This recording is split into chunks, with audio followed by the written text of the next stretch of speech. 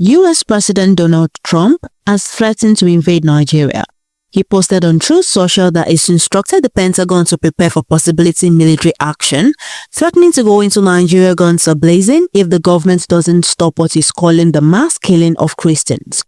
President Bola Tinubu has responded, and Nigerian officials are pushing back. But today, we are hearing from lawyer and activist Dele Farotimi, who has something powerful to say about this situation and what it means for Nigerian sovereignty. Let's watch the video together. I've been rudely interrupted by a couple of American presidential tweets. And it is critical that I must address these issues because they've become the proverbial elephant in the room. And I'm not sure it is possible for me to address my subject today without necessarily speaking to that.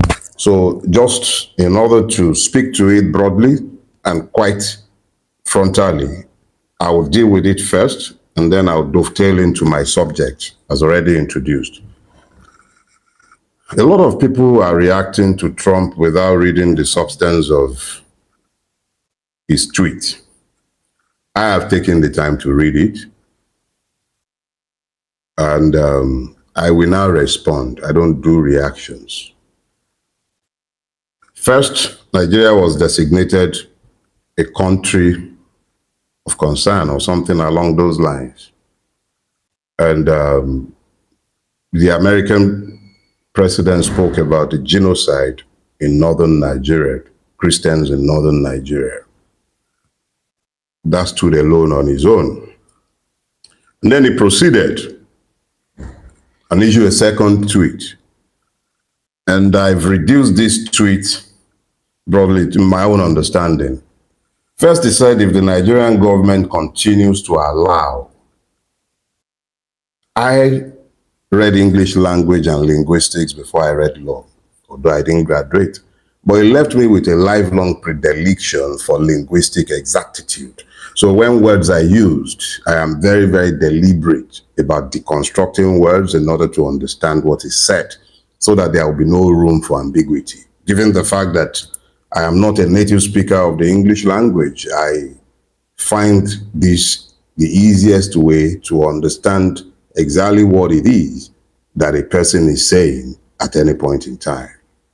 He said, if the Nigerian government continues to allow, is this true?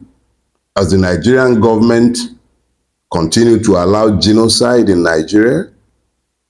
Now, if you know me, you will know that I am not a respecter of persons. I'm a respecter of truth.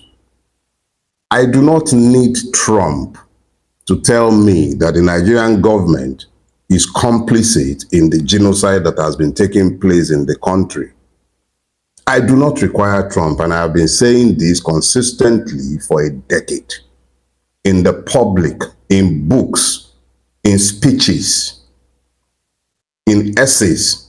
There are substantial evidence in the public space to conclusively say that the Nigerian government allows what is happening.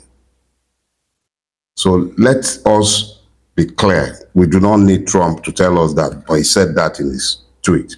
So I have no choice. I have to follow the truth. I have to agree with him. The Nigerian government allows the genocide because there is indeed a genocide. And I have called it that for at least a decade. I do not require Trump to tell me that there is a genocide going on in Nigeria that the government of Nigeria has allowed. I do not require Trump to say that. Commodore Laumi has already told us that. Bugaje has already told us that. Or is it Baraje? He's already told us that. The fact that the creature called Ali Modu Sheriff is still walking around in Nigeria and he remains a man of influence tells me everything I need to know about the complicity of the Nigerian state. Now, he said the USA will immediately stop all aids and assistance.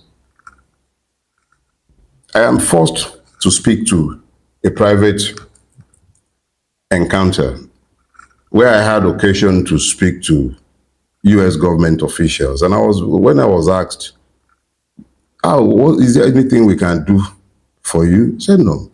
We don't require anything from you. I want nothing from anybody. Just stick your nose out of our business. Because the American interest in Nigeria is not exactly benevolent. But that is another topic for another day. I was clear.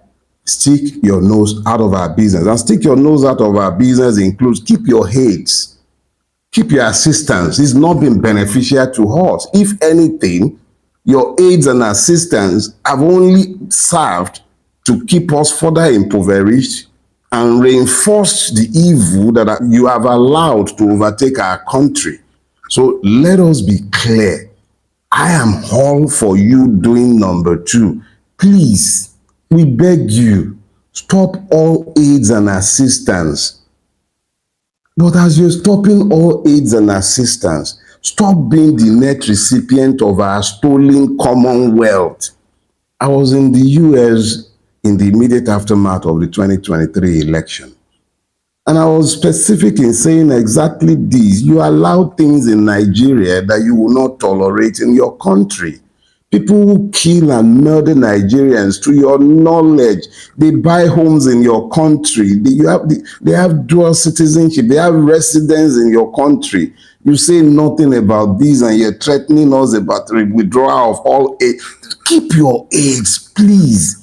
But remove these people. Don't stop allowing them access to your banking system. Stop allowing them safe havens in your country, not just in America, all over your sphere of influence. Force them to come back to Nigeria to solve our own problems. The reality is that what you give with one hand, you will take back with the other.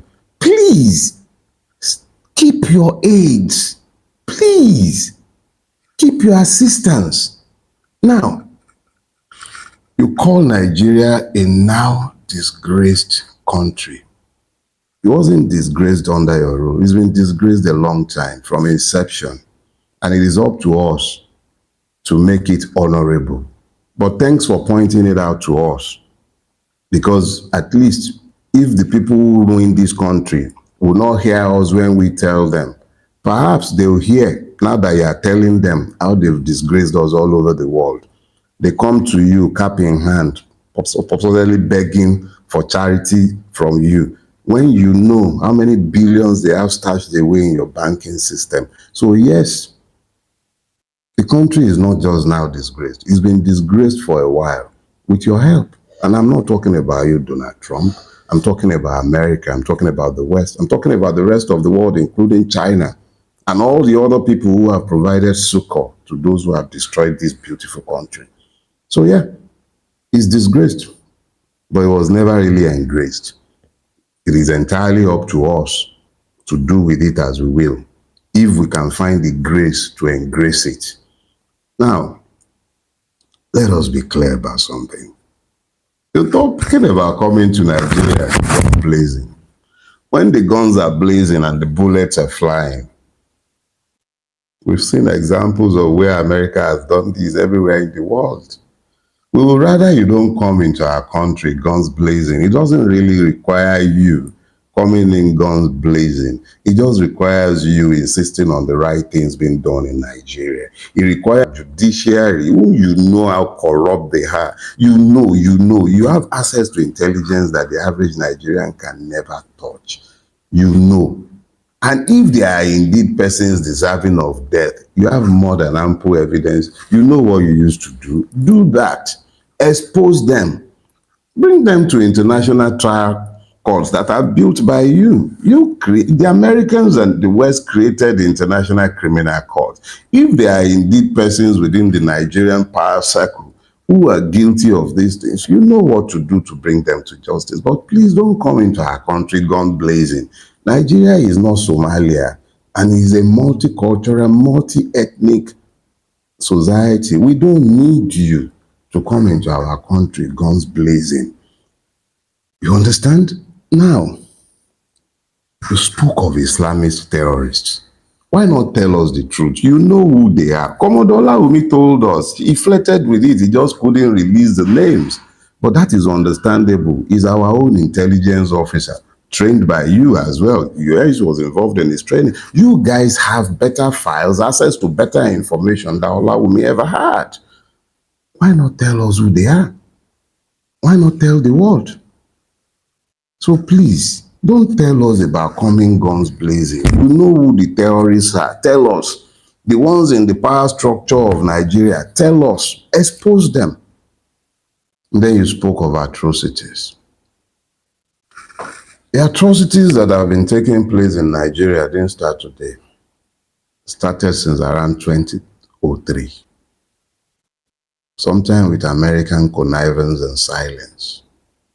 We are aware, but we've been rendered powerless because America has been largely complicit in what has happened to us. You can help us. Yes, you can. America can be a true friend to progressive forces in Nigeria, but not by coming in with your guns blazing. We don't need you coming into our country, guns blazing. Just stand by the truth and insist on the right things being done. Now you have discovered the cherished Christians in Nigeria. Where were these cherished Christians in 2014, 2015? When the Obama regime, whether you like it or not, at the end of the day, was the American government. When the Abacha and when the Obama regime was busy helping to install the APC government, which brought in the reign of Islamists and the attendant security challenges that we are facing today, that have been killing these same cherished Christians in droves for over a decade. What has America been doing about it, and what did America ever say? So I'm happy that all of a sudden America remembers that there are cherished Christians in Nigeria, but there are also cherished Muslims. There are cherished Shia Christians, Shia Muslims, who have been slaughtered in hundreds without America saying a word for years. So yeah, I agree with you in total. The Nigerian government had better move fast, because if it doesn't move fast, this country will be gone, whether America comes in gun blazing or not. And that is as far as it concerns the Americans. My enemy's enemy is not my friend. But the Americans are not our enemies. But they are also not our friends. Americans are Americans. Donald Trump is beholden to the American people. And it is his interest that Americans are bettered. So at any point in time, understand that he is elected to serve Americans. And when he is speaking promoting American interests. There are cherished Christians who are today being slaughtered in America, treated like animals in American detention centers, clamped in cages, and they are Christians. Latin Americans don't come more Christian than that. They're Catholics, largely Catholics. They don't ask your identity before they clamp you in their detention camps. So please, I do not require Mr. Donald Trump to tell me how nasty my country has become. It is nasty. Does it need help? Yes, we need help.